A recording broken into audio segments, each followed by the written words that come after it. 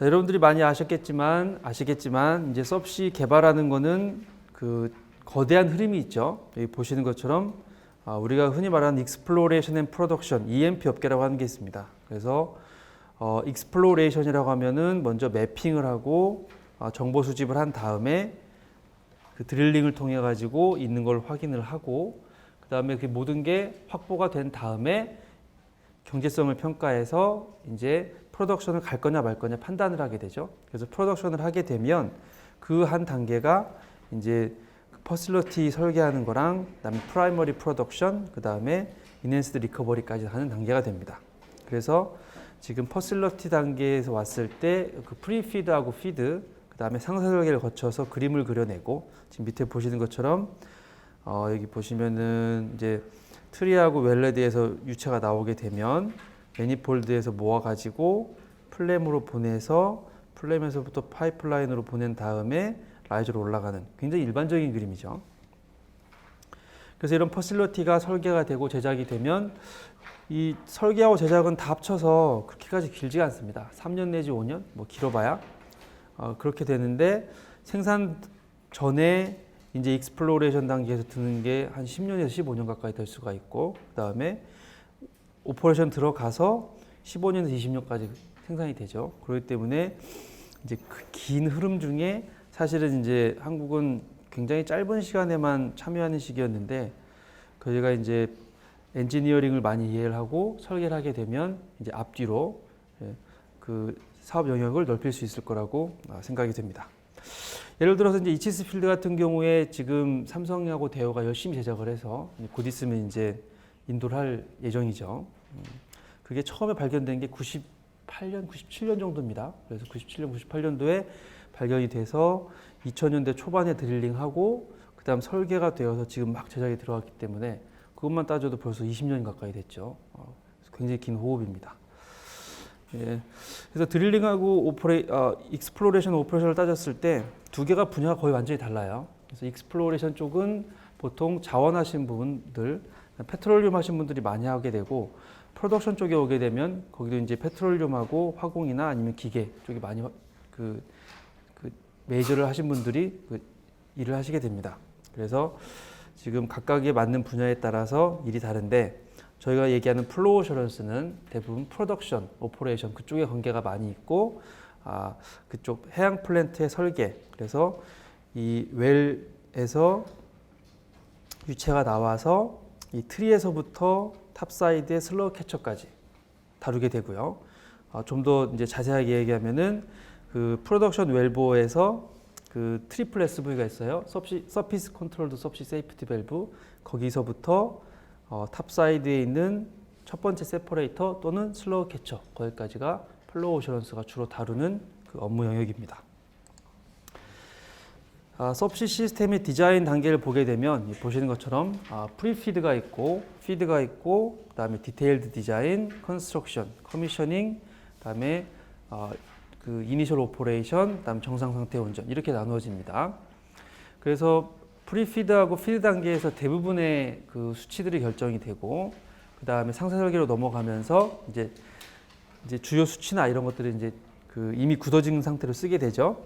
그래서 보시게 되면 그 프로젝트 코스트하고 인플루언스를 보게 되면, 코스트는 사실 상세 설계 이후에 가격이 급격하게 상승을 하게 되는데, 프로젝트 전체에 미치는 영향을 보게 되면 오히려 프리피드하고 피드 단계에서 대부분의 수치와 개념 이런 것들이 결정이 되기 때문에 오히려 이쪽에서 많이 신경을 써야 된다는 걸 아실 수가 있을 겁니다.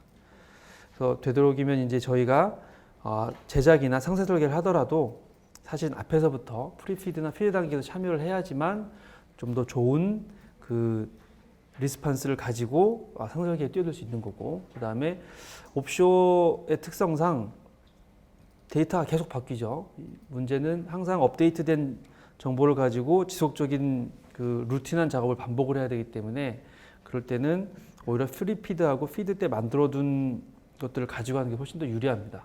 그러니까 이제 저희가 어떻게 보면 프리피드하고 피드만 잘 넘어오면 제작만 잘 할 수 있다, 그게 아니고 프리피드하고 피드를 어느 정도는 해야지만 제작을 잘 할 수 있다, 그렇게 생각하시는 게 더 좋을 것 같습니다. 그다음에 나중에 슬라이드는 다 보내드릴 거예요. 그러니까 그림 없다고 너무 신경 쓰실 필요 없고, 지금 라이프 사이클 코스트 처음에 이제 EM 익스플로레이션부터 프로덕션까지 쭉 봤을 때 가격을 보시면 그 익스플로레이션하고 드릴링 코스트가 이제 반이죠. 전체 라이프 사이클 코스트에. 그다음 오퍼레이션 비용이 40%입니다. 그러니까 오퍼레이션 할 때도 굉장히 돈이 많이 들죠. 그러다가 이제 엔지니어링하고 컨스트럭션이 이제 10% 비용이기 때문에 우리가 전체 이런 유가스전 그 라이프 사이클 코스트에서 10%만 가지고 아웅다웅할 필요가 없죠. 그래서 앞으로는 그 조선 3사나 아니면은 가스공사, 석유공사 아니면 다른 엔지니어링 업체들도 이 앞뒤로 나가면서 그 비즈니스 영역을 넓힐 수 있도록 한번 기대해 보겠습니다. 자, 그러면은 그 메이저 엘리먼트들에 대해서 얘기를 할 텐데, 우리가 유가선을 개발할 때 그 유가선을 구성하는 구성 요소들, 그래서 빌딩 블럭이라고 하는 게 4가지가 있습니다. 하나는 레저브하고 보시는 것처럼 땅 밑에 어떤 것들이 있느냐, 그 다음에 서브시 프로덕션 옵션, 우리가 어떤 시스템으로 프로덕션을 하느냐, 그리고 탑사이드에 어떤 프로세싱 유닛들을 놓느냐. 사실은 이 3가지가 제일 중요하죠. 그 다음에 이 전체를 총괄하는 헬스하고 세이프티와 인바이러먼트 HSE 이슈가 있습니다. 그래서 크게 이 4가지로 보시면 나중에 머릿속으로 이제 우리 4가지가 어느 위치에 있구나라고 생각할 때 좀 편하실 것 같고요. 먼저 이제 레저버에 대해서 말씀을 드리게 되면, 자, 페트롤리움 컴포넌트에 대해서 좀 말씀을 한번 드리겠습니다. 이거는 그 내추럴 가스 프로세싱이라는 책에서 가져온 테이블인데, 지금 C1, C2에서부터 C10까지 나와 있고, 그 다음에 뭐 같은 C5인데 이 펜탄이 있고, 그 다음 사이클로 펜탄이 있죠. 그 다음에 헥산도, 노멀 헥산도 있고, 그 다음에 그 메칠 사이클로 펜탄, 사이클로 헥산도 있고, 그 다음에 벤젠 이런 애들도 있고. 그래서 사실은 카본 넘버가 같더라도 보시는 것처럼 이쪽 리니어한 체인으로 넘어가는 알칸 계열이 있고, 그 다음에 카본들이 이렇게 연결되어 있는 사이클로 알칸 계열이 있고, 이중결합 들어간 애들도 있고, 아로마틱스가 있고, 다양하게 존재하게 됩니다. 그래서 각각의 컴포넌트들이 크게 하나로 뭉쳐져 있는 게 페트롤리움 컴포넌트이기 때문에 사실은 이거 하나하나를 그러니까 싱글 컴포넌트로 디파인하는 게 쉽지가 않죠. 그리고 지금 보시는 것처럼 이제 이 각각 컴포넌트의 피지컬 프로퍼티를 얘기를 할 때 많이 얘기하는 게 이 보일링 포인트하고 그다음 덴시티가 되겠습니다. 그래서 보일링 포인트를 얘기를 하면 메탄의 보일링 포인트가 마이너스 161.5도, 그래서 마이너스 161.5도보다 낮으면 액체고, 그러니까 LNG가 되겠죠. 마이너스 161.5도보다 높으면 가스가 됩니다. 다음에 이제 프로판이 마이너스 42, 다음 부탄이 마이너스 10 언저리 이렇게 되죠. 그래서 점점점 상온에서부터 가까워져서 이제 높아지는 형태로 넘어가기 때문에 이게 룸 템퍼러처 기준으로 했을 때, 자, 오일앤가스 업계에서 얘기하는 룸 템퍼러처가 몇 도죠? 15도죠. 그다음에 상압은 1기압입니다. 다 아시겠지만, 자, 확인 삼아서, 자, 0도씨 1기압이 아니고 15도씨 1기압. 그 기준을 봤을 때 기체가 있고 액체가 있습니다. 그래서 어떤 컴포넌트가, 어떤 페이지가 메인이냐, 그거에 따라서 우리가 다루는 게 가스 도미넌트냐 아니면 오일 도미넌트냐 이렇게 나뉘고, 쉽게 여러분들이 생각할 수 있는 게 이쪽 펜탄을 기준으로 36도이기 때문에 C5 이상이면 대부분 액체가 되고, 컨덴세이트부터 시작한 액체가 되고, 그 다음에 C4까지가 대부분 우리가 얘기하는 내추럴 가스의 주요 성분이 되겠습니다. 그래서 이쪽이 보통 천연가스, 이쪽이 보통 오일 또는 컨덴세이트가 되고요. 그 다음에 얘네들은 다 돈 되는 애들인데, 그래도 뭘 해도 사물며 벤젠, 톨루엔, 자일르만 해도 BTX라 그래가지고 그 화공 쪽에서 잘 쓰죠. 그런데 그 돈 안 되는 애들이 있죠. 그 불순물이라고 하는 애들. 사실은 뭐 가스 입장에서는 자기들은 불순물이 아닐 텐데 나이트로젠이 있고 CO2가 있고 H2S가 있습니다. 그래서 나이트로젠은 리퀴팩션 공조에서 영향을 주기 때문에 이제 그 N2 리젝션 이런 게 필요하고, 그다음에 CO2하고 H2S는 우리가 코로전에 영향을 주기 때문에 스윗 코로전이나 소호 코로전에 영향을 주게 되죠. 그래서 각각 컴포넌트에 따라서 어떻게 구성이 되어 있느냐, C1 쪽이 다미넌트하냐 아니면은 C5 이상이 다미넌트하냐, 그다음에 불순물들이 어떻게 포함이 되어 있느냐, 이거에 따라서 일단 레저버에서 딱 주어져 있는 정보에 따라서 우리가 일단 개발할 때 어떻게 전략을 짜야 되겠다, 이런 게 다 달라지겠죠.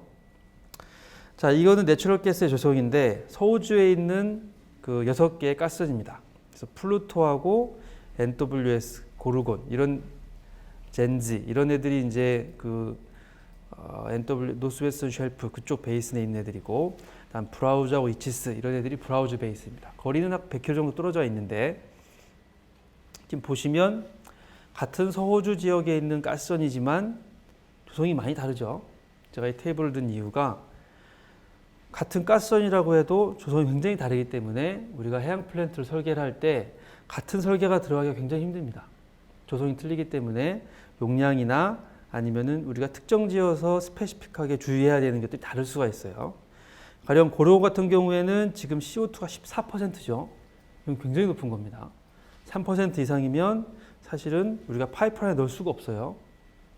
왜 넣을 수가 없는지는 혹시 아십니까? 다운스트림 좀 하셨으면 아실 텐데 아마 가스. CO2가 3% 이상 넘어가면 파이프라인 스펙으로 안 받아주죠. 불이 안 붙기 때문입니다. 우리가 버너에서 태울 수가 없어요. 그래서 CO2가 일단 3% 이상 넘어가면 우리는 뭔가를 해줘야 됩니다. CO2 농도를 줄이기 위해서. 그 다음에 N2 쪽을 살펴보면 플루토가 굉장히 높죠. 그래서 플루토는 이 온쇼어에 LNG 플랜트가 있는데 거기에 N2 리젝션을 할 수 있는 별도 설비가 들어가 있습니다. 그 다음 좀 보시면 이치스나 아니면은 브라우즈, 그 다음에 NWS 이런 애들 보면 지금 C5 이상이 이치스는 4.4, 브라우즈는 1.8, NWS는 1.9죠. 이런 애들은 C5 이상의 컨덴세이터가 굉장히 많이 나옵니다. 그래서 이치스 4.4가 별로 안 높은 수치 같지만 굉장히 많이 나오는 수치죠. 그래서 그 설계를 할 때 리퀴드 프로세싱을 할 수 있는 FPSO가 따로 들어간 이유가 사실은 다량의 컨덴세이터가 발생하기 때문인 것도 하나가 포함이 되어 있죠. 자, 그래서 이 조성만 하나 가지고도 사실은 우리가 탑사이드 프로세스에 어디에 좀 신경을 많이 써야 되겠다. 그 다음에 이송을 할 때 어떤 문제점이 있을 수가 있겠다. 이런 것들을 사실은 생각을 할 수가 있죠. CO2 농도가 높으면 일단은 코로전 문제가 발생하기 때문에 이제 그런 것들도 걸리게 되죠.